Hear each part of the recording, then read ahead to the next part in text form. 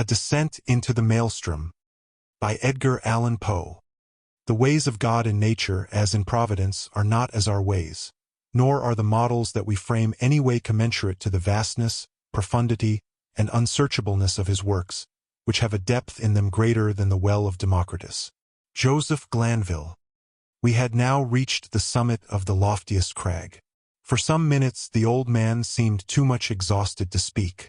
"Not long ago," said he at length, "and I could have guided you on this route as well as the youngest of my sons. But about 3 years past, there happened to me an event such as never happened to mortal man, or at least such as no man ever survived to tell of, and the 6 hours of deadly terror which I then endured have broken me up body and soul. You suppose me a very old man, but I am not. It took less than a single day to change these hairs from a jetty black to white, to weaken my limbs, and to unstring my nerves, so that I tremble at the least exertion, and am frightened at a shadow. Do you know I can scarcely look over this little cliff without getting giddy? The little cliff, upon whose edge he had so carelessly thrown himself down to rest that the weightier portion of his body hung over it, while he was only kept from falling by the tenure of his elbow on its extreme and slippery edge. This little cliff arose, a sheer unobstructed precipice of black shining rock, some 15 or 1600 feet from the world of crags beneath us. Nothing would have tempted me to within half a dozen yards of its brink. In truth, so deeply was I excited by the perilous position of my companion, that I fell at full length upon the ground, clung to the shrubs around me, and dared not even glance upward at the sky, while I struggled in vain to divest myself of the idea that the very foundations of the mountain were in danger from the fury of the winds. It was long before I could reason myself into sufficient courage to sit up and look out into the distance. "You must get over these fancies," said the guide, "for I have brought you here that you might have the best possible view of the scene of that event I mentioned, and to tell you the whole story with the spot just under your eye. We are now," he continued, in that particularizing manner which distinguished him, "we are now close upon the Norwegian coast, in the 68th degree of latitude, in the great province of Nordland, and in the dreary district of Lofoten. The mountain upon whose top we sit is Helseggen, the Cloudy. Now raise yourself up a little higher, hold on to the grass if you feel giddy. So, and look out, beyond the belt of vapor beneath us into the sea." I looked dizzily, and beheld a wide expanse of ocean, whose waters wore so inky a hue as to bring at once to my mind the Nubian geographer's account of the Mare Tenebrarum. A panorama more deplorably desolate no human imagination can conceive. To the right and left, as far as the eye could reach, there lay outstretched, like ramparts of the world, lines of horridly black and beetling cliff, whose character of gloom was but the more forcibly illustrated by the surf which reared high up against its white and ghastly crest, howling and shrieking forever. Just opposite the promontory upon whose apex we were placed, and at a distance of some 5 or 6 miles out at sea, there was visible a small, bleak-looking island, or, more properly, its position was discernible through the wilderness of surge in which it was enveloped. About 2 miles nearer the land arose another of smaller size, hideously craggy and barren, and encompassed at various intervals by a cluster of dark rocks. The appearance of the ocean, in the space between the more distant island and the shore, had something very unusual about it. Although, at the time, so strong a gale was blowing landward that a brig in the remote offing lay to under a double-reefed trysail, and constantly plunged her whole hull out of sight, still there was here nothing like a regular swell, but only a short, quick, angry cross-dashing of water in every direction, as well in the teeth of the wind as otherwise. Of foam there was little except in the immediate vicinity of the rocks. "The island in the distance," resumed the old man, "is called by the Norwegians Verg. The one midway is Moscow. That a mile to the northward is Amberen. Yonder are Ilsen, Hotholm, Kieldhelm, Swarven, and Buckholm. Farther off, between Moscow and Verg, are Otterholm, Flymen, Sandflesen, and Stockholm. These are the true names of the places, but why it has been thought necessary to name them at all is more than either you or I can understand. Do you hear anything? Do you see any change in the water?" We had now been about 10 minutes upon the top of Helseggen, to which we had ascended from the interior of Lofoten, so that we had caught no glimpse of the sea until it had burst upon us from the summit. As the old man spoke, I became aware of a loud and gradually increasing sound, like the moaning of a vast herd of buffaloes upon an American prairie, and at the same moment I perceived that what seamen term the chopping character of the ocean beneath us was rapidly changing into a current which set to the eastward. Even while I gazed, this current acquired a monstrous velocity. Each moment added to its speed, to its headlong impetuosity. In 5 minutes the whole sea, as far as Verg, was lashed into ungovernable fury. But it was between Moscow and the coast that the main uproar held its sway. Here the vast bed of the waters, seamed and scarred into 1,000 conflicting channels, burst suddenly into frenzied convulsion. Heaving, boiling, hissing, gyrating in gigantic and innumerable vortices, and all whirling and plunging on to the eastward with a rapidity which water never elsewhere assumes except in precipitous descents. In a few minutes more, there came over the scene another radical alteration. The general surface grew somewhat more smooth, and the whirlpools, one by one, disappeared, while prodigious streaks of foam became apparent where none had been seen before. These streaks, at length, spreading out to a great distance, and entering into combination, took unto themselves the gyratory motion of the subsided vortices, and seemed to form the germ of another more vast. Suddenly, very suddenly, this assumed a distinct and definite existence, in a circle of more than a mile in diameter. The edge of the whirl was represented by a broad belt of gleaming spray, but no particle of this slipped into the mouth of the terrific funnel, whose interior, as far as the eye could fathom it, was a smooth, shining, and jet-black wall of water, inclined to the horizon at an angle of some 45 degrees, speeding dizzily round and round with a swaying and sweltering motion, and sending forth to the winds an appalling voice, half shriek, half roar, such as not even the mighty cataract of Niagara ever lifts up in its agony to heaven. The mountain trembled to its very base, and the rock rocked. I threw myself upon my face, and clung to the scant herbage in an excess of nervous agitation. "This," said I at length to the old man, "this can be nothing else than the great whirlpool of the Maelstrom." "So it is sometimes termed," said he. "We Norwegians call it the Moskostrom, from the island of Moscow in the Midway." The ordinary accounts of this vortex had by no means prepared me for what I saw. That of Jonas Ramus, which is perhaps the most circumstantial of any, cannot impart the faintest conception either of the magnificence, or of the horror of the scene, or of the wild, bewildering sense of the novel which confounds the beholder. I am not sure from what point of view the writer in question surveyed it, nor at what time, but it could neither have been from the summit of Helseggen nor during a storm. There are some passages of his description, nevertheless, which may be quoted for their details, although their effect is exceedingly feeble in conveying an impression of the spectacle. "Between Lofoten and Moscow," he says, "the depth of the water is between 36 and 40 fathoms. But on the other side, toward Verg, this depth decreases so as not to afford a convenient passage for a vessel, without the risk of splitting on the rocks, which happens even in the calmest weather. When it is flood, the stream runs up the country between Lofoten and Moscow with a boisterous rapidity. But the roar of its impetuous ebb to the sea is scarce equaled by the loudest and most dreadful cataracts, the noise being heard several leagues off, and the vortices or pits are of such an extent and depth, that if a ship comes within its attraction, it is inevitably absorbed and carried down to the bottom, and there beat to pieces against the rocks. And when the water relaxes, the fragments thereof are thrown up again. But these intervals of tranquility are only at the turn of the ebb and flood, and in calm weather and last but a quarter of an hour, its violence gradually returning. When the stream is most boisterous, and its fury heightened by a storm, it is dangerous to come within a Norway mile of it. Boats, yachts, and ships have been carried away by not guarding against it before they were within its reach. It likewise happens frequently that whales come too near the stream, and are overpowered by its violence, and then it is impossible to describe their howlings and bellowings in their fruitless struggles to disengage themselves. A bear once, attempting to swim from Lofoten to Moscow, was caught by the stream and borne down, while he roared terribly, so as to be heard on shore. Large stalks of firs and pine trees, after being absorbed by the current, rise again broken and torn to such a degree as if bristles grew upon them. This plainly shows the bottom to consist of craggy rocks, among which they are whirled to and fro.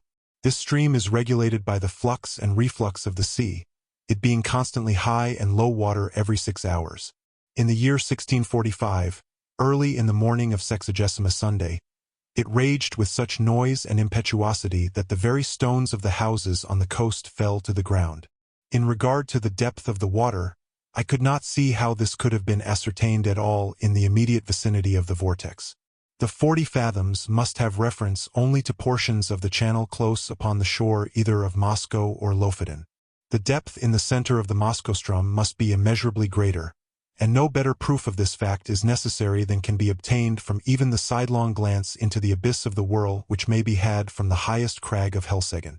Looking down from this pinnacle upon the howling Phlegethon below, I could not help smiling at the simplicity with which the honest Jonas Ramus records, as a matter difficult of belief, the anecdotes of the whales and the bears. For it appeared to me, in fact, a self-evident thing, that the largest ship of the line in existence, coming within the influence of that deadly attraction, could resist it as little as a feather the hurricane, and must disappear bodily and at once. The attempts to account for the phenomenon, some of which, I remember, seemed to me sufficiently plausible in perusal, now wore a very different and unsatisfactory aspect.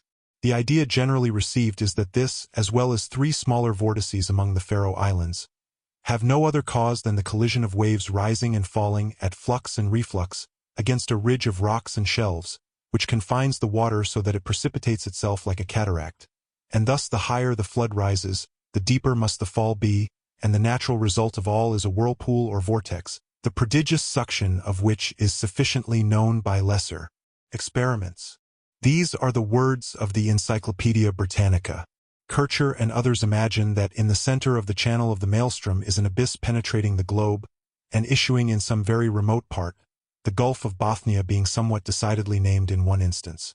This opinion, idle in itself, was the one to which, as I gazed, my imagination most readily assented, and, mentioning it to the guide, I was rather surprised to hear him say that, although it was the view almost universally entertained of the subject by the Norwegians, it nevertheless was not his own.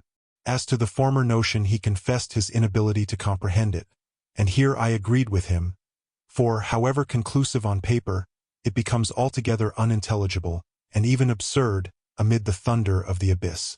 "You have had a good look at the whirl now," said the old man, "and if you will creep round this crag so as to get in its lee, and deaden the roar of the water, I will tell you a story that will convince you I ought to know something of the Maelstrom." I placed myself as desired, and he proceeded. Myself and my 2 brothers once owned a schooner-rigged smack of about 70 tons burthen, with which we were in the habit of fishing among the islands beyond Moscow, nearly to Vurg. In all violent eddies at sea there is good fishing, at proper opportunities, if one has only the courage to attempt it. But among the whole of the Lofoten coastmen, we 3 were the only ones who made a regular business of going out to the islands, as I tell you. The usual grounds are a great way lower down to the southward. Their fish can be got at all hours without much risk, and therefore these places are preferred. The choice spots over here among the rocks, however, not only yield the finest variety, but in far greater abundance, so that we often got in a single day what the more timid of the craft could not scrape together in a week. In fact, we made it a matter of desperate speculation, the risk of life standing instead of labor, and courage answering for capital. We kept the smack in a cove about 5 miles higher up the coast than this, and it was our practice in fine weather to take advantage of the 15 minutes slack to push across the main channel of the Maelstrom, far above the pool, and then drop down upon anchorage somewhere near Otterholm or Sandflesen, where the eddies are not so violent as elsewhere. Here we used to remain until nearly time for slack water again, when we weighed and made for home. We never set out upon this expedition without a steady side wind for going and coming, one that we felt sure would not fail us before our return, and we seldom made a miscalculation upon this point. Twice, during 6 years, we were forced to stay all night at anchor on account of a dead calm, which is a rare thing indeed just about here, and once we had to remain on the grounds nearly a week, starving to death, owing to a gale which blew up shortly after our arrival, and made the channel too boisterous to be thought of. Upon this occasion we should have been driven out to sea in spite of everything, for the whirlpools threw us round and round so violently, that at length we fouled our anchor and dragged it, if it had not been that we drifted into one of the innumerable cross-currents, here today and gone tomorrow, which drove us under the lee of Flyman, where, by good luck, we brought up. I could not tell you the 20th part of the difficulties we encountered on the grounds.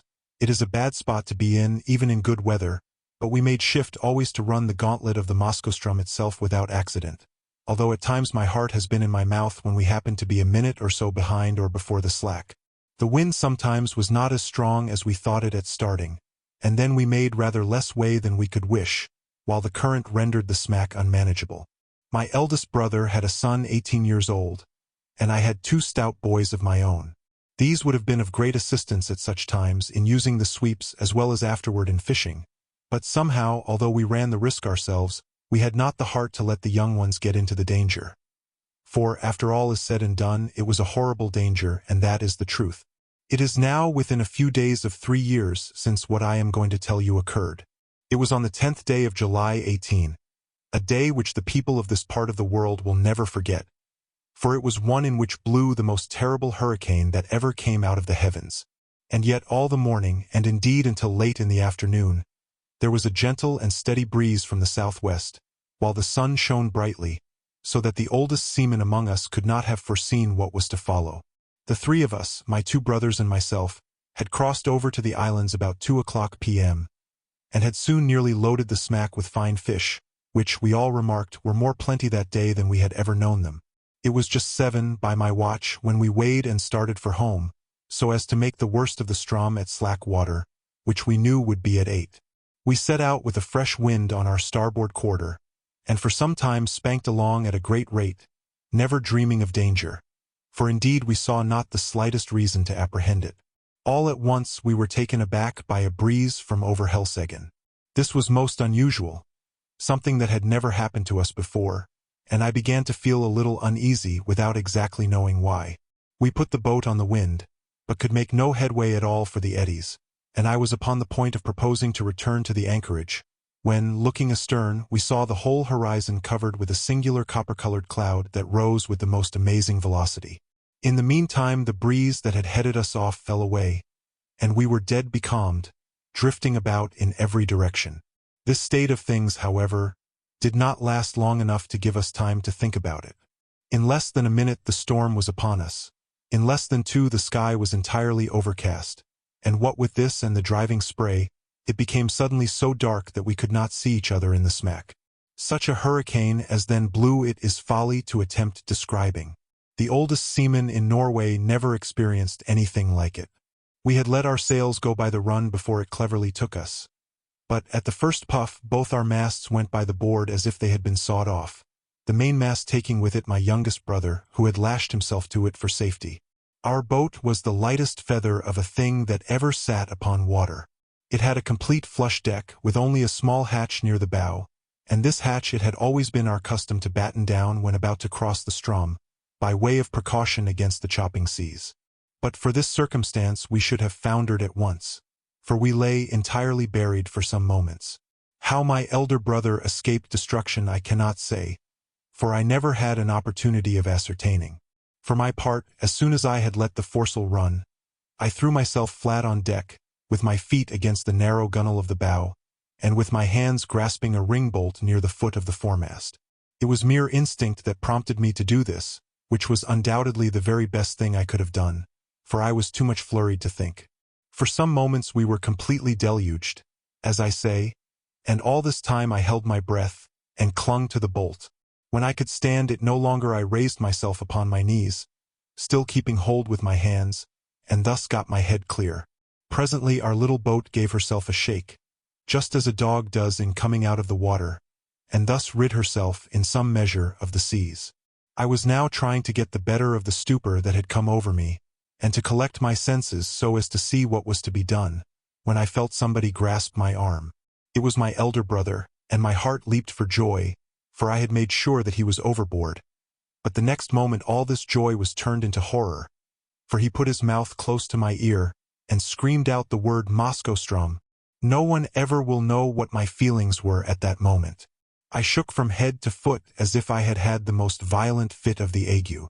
I knew what he meant by that one word well enough. I knew what he wished to make me understand. With the wind that now drove us on, we were bound for the whirl of the Strom, and nothing could save us. You perceive that in crossing the Strom Channel we always went a long way up above the whirl, even in the calmest weather, and then had to wait and watch carefully for the slack. But now we were driving right upon the pool itself, and in such a hurricane as this. To be sure, I thought, we shall get there just about the slack. There is some little hope in that. But in the next moment I cursed myself for being so great a fool as to dream of hope at all. I knew very well that we were doomed, had we been 10 times a 90-gun ship. By this time the first fury of the tempest had spent itself, or perhaps we did not feel it so much as we scud before it, but at all events the seas, which at first had been kept down by the wind, and lay flat and frothing, now got up into absolute mountains. A singular change, too, had come over the heavens. Around in every direction it was still as black as pitch, but nearly overhead there burst out, all at once, a circular rift of clear sky, as clear as I ever saw, and of a deep bright blue, and through it there blazed forth the full moon with a luster that I never before knew her to wear. She lit up everything about us with the greatest distinctness. But, oh God, what a scene it was to light up! I now made 1 or 2 attempts to speak to my brother, but, in some manner which I could not understand, the din had so increased that I could not make him hear a single word, although I screamed at the top of my voice in his ear. Presently he shook his head, looking as pale as death, and held up one of his fingers, as if to say, "Listen." At first I could not make out what he meant, but soon a hideous thought flashed upon me. I dragged my watch from its fob. It was not going. I glanced at its face by the moonlight, and then burst into tears as I flung it far away into the ocean. It had run down at 7 o'clock. We were behind the time of the slack, and the whirl of the Strom was in full fury. When a boat is well built, properly trimmed, and not deep laden, the waves in a strong gale, when she is going large, seem always to slip from beneath her, which appears very strange to a landsman, and this is what is called riding in sea phrase. Well, so far we had ridden the swells very cleverly, but presently a gigantic sea happened to take us right under the counter, and bore us with it as it rose, up as if into the sky. I would not have believed that any wave could rise so high. And then down we came with a sweep, a slide, and a plunge, that made me feel sick and dizzy, as if I was falling from some lofty mountaintop in a dream. But while we were up I had thrown a quick glance around, and that one glance was all sufficient. I saw our exact position in an instant. The Maelstrom whirlpool was about 1/4 of a mile dead ahead, but no more like the everyday Maelstrom than the whirl as you now see it is like a mill race. If I had not known where we were, and what we had to expect, I should not have recognized the place at all. As it was, I involuntarily closed my eyes in horror. The lids clenched themselves together as if in a spasm. It could not have been more than 2 minutes afterward until we suddenly felt the waves subside, and were enveloped in foam. The boat made a sharp half-turn to larboard, and then shot off in its new direction like a thunderbolt. At the same moment the roaring noise of the water was completely drowned in a kind of shrill shriek, such a sound as you might imagine given out by the waste pipes of many thousand steam vessels, letting off their steam altogether. We were now in the belt of surf that always surrounds the whirl, and I thought, of course, that another moment would plunge us into the abyss, down which we could only see indistinctly on account of the amazing velocity with which we were borne along. The boat did not seem to sink into the water at all, but to skim like an air bubble upon the surface of the surge. Her starboard side was next the whirl, and on the larboard arose the world of ocean we had left. It stood like a huge writhing wall between us and the horizon. It may appear strange, but now, when we were in the very jaws of the gulf, I felt more composed than when we were only approaching it. Having made up my mind to hope no more, I got rid of a great deal of that terror which unmanned me at first. I suppose it was despair that strung my nerves. It may look like boasting, but what I tell you is truth. I began to reflect how magnificent a thing it was to die in such a manner, and how foolish it was in me to think of so paltry a consideration as my own individual life, in view of so wonderful a manifestation of God's power. I do believe that I blushed with shame when this idea crossed my mind. After a little while I became possessed with the keenest curiosity about the whirl itself. I positively felt a wish to explore its depths, even at the sacrifice I was going to make, and my principal grief was that I should never be able to tell my old companions on shore about the mysteries I should see. These, no doubt, were singular fancies to occupy a man's mind in such extremity, and I have often thought since that the revolutions of the boat around the pool might have rendered me a little light-headed. There was another circumstance which tended to restore my self-possession, and this was the cessation of the wind, which could not reach us in our present situation. For, as you saw yourself, the belt of surf is considerably lower than the general bed of the ocean, and this latter now towered above us, a high, black, mountainous ridge. If you have never been at sea in a heavy gale, you can form no idea of the confusion of mind occasioned by the wind and spray together. They blind, deafen, and strangle you, and take away all power of action or reflection. But we were now, in a great measure, rid of these annoyances, just as death-condemned felons in prison are allowed petty indulgences, forbidden them while their doom is yet uncertain. How often we made the circuit of the belt it is impossible to say. We careered round and round for perhaps an hour, flying rather than floating, getting gradually more and more into the middle of the surge, and then nearer and nearer to its horrible inner edge. All this time I had never let go of the ring-bolt. My brother was at the stern, holding on to a small empty water cask which had been securely lashed under the coop of the counter, and was the only thing on deck that had not been swept overboard when the gale first took us. As we approached the brink of the pit, he let go his hold upon this, and made for the ring, from which, in the agony of his terror, he endeavored to force my hands, as it was not large enough to afford us both a secure grasp. I never felt deeper grief than when I saw him attempt this act, although I knew he was a madman when he did it, a raving maniac through sheer fright. I did not care, however, to contest the point with him. I knew it could make no difference whether either of us held on at all. So I let him have the bolt and went astern to the cask. This there was no great difficulty in doing, for the smack flew round steadily enough, and upon an even keel, only swaying to and fro, with the immense sweeps and swelters of the whirl. Scarcely had I secured myself in my new position, when we gave a wild lurch to starboard, and rushed headlong into the abyss. I muttered a hurried prayer to God, and thought all was over. As I felt the sickening sweep of the descent, I had instinctively tightened my hold upon the barrel, and closed my eyes. For some seconds I dared not open them, while I expected instant destruction, and wondered that I was not already in my death struggles with the water. But moment after moment elapsed. I still lived. The sense of falling had ceased, and the motion of the vessel seemed much as it had been before, while in the belt of foam, with the exception that she now lay more along. I took courage and looked once again upon the scene. Never shall I forget the sensations of awe, horror, and admiration with which I gazed about me. The boat appeared to be hanging, as if by magic, midway down, upon the interior surface of a funnel vast in circumference, prodigious in depth, and whose perfectly smooth sides might have been mistaken for ebony, but for the bewildering rapidity with which they spun around, and for the gleaming and ghastly radiance they shot forth, as the rays of the full moon, from that circular rift amid the clouds which I have already described, streamed in a flood of golden glory along the black walls, and, far away down into the inmost recesses of the abyss. At first I was too much confused to observe anything accurately. The general burst of terrific grandeur was all that I beheld. When I recovered myself a little, however, my gaze fell instinctively downward. In this direction I was able to obtain an unobstructed view, from the manner in which the smack hung on the inclined surface of the pool.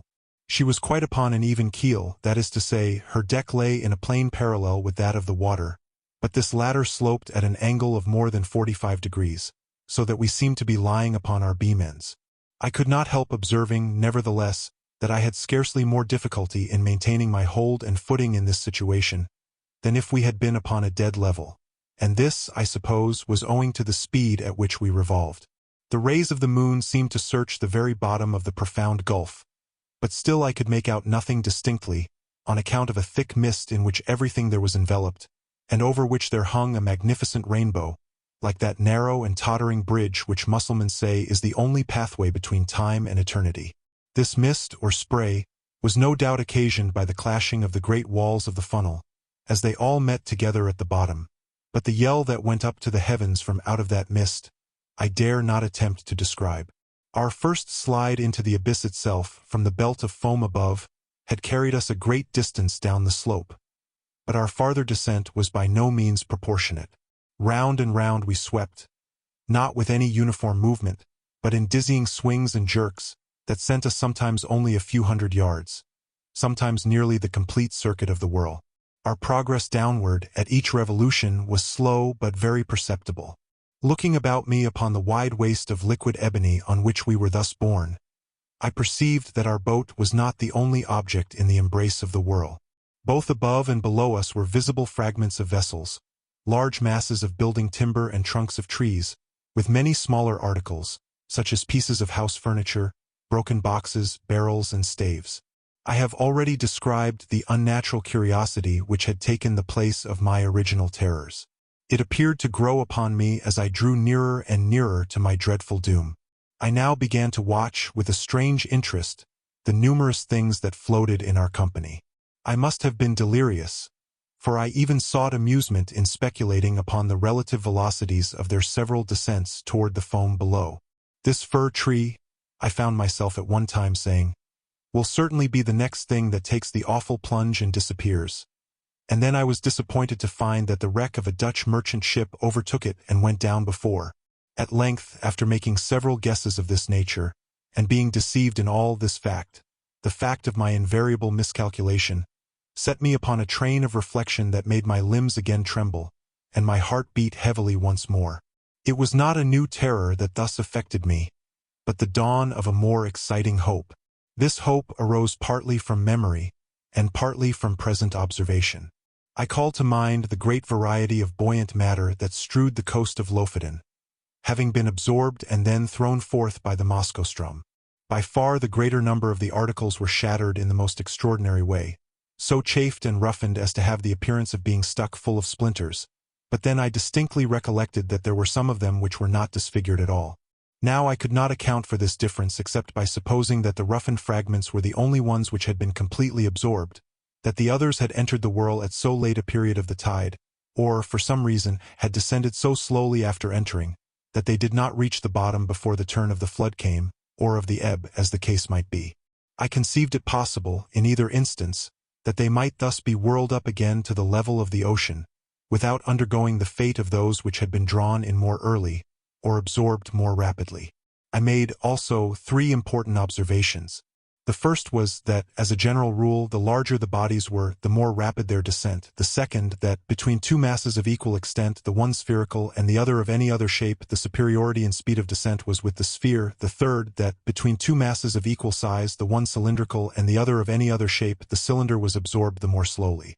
Since my escape, I have had several conversations on this subject with an old schoolmaster of the district, and it was from him that I learned the use of the words cylinder and sphere.